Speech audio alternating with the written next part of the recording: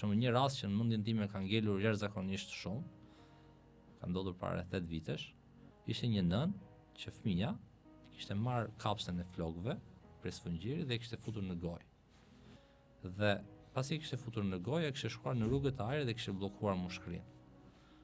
Dhe unë i bëj grafi dhe shoh që njëra mushkri ishte bllokuar dhe tjetra ishte e lirë. Dhe i them nënës që shiko, fëmia jot ka kaluar trup tuaj. Jo, thoshte. Je sigurt? Patjetër. Sa e sigurt je? 100%. Po prap, ajo çfarë unë shifja nuk shkonte me atë çfarë ajo tregonte. Dhe detyrohem me marr fëmin dhe i bëj skaner.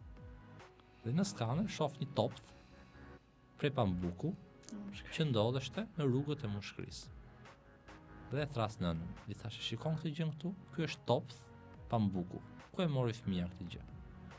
Shiko, tha, e mori nga flokët e mia.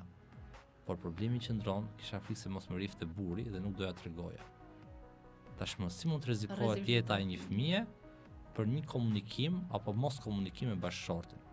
Dhe u detyruam, futëm me me endoskopi, u hoq pambuku, shpëtoi fëmia.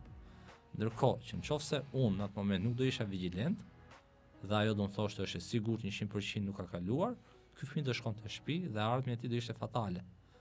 Dhe nesër në prokurori, momentin që unë kam shënuar që prindri më referon me siguri të plot që fëmia nuk ka kaluar asgjë, do isha i mbrojtur, po nuk qëndron vetëm këtu problemi. Problemi qëndron që ne duhet jemi të komunikueshëm me njëri tjetrin dhe ato simptoma na ndihmojnë të dyve bashkë për shkuar te diagnoza.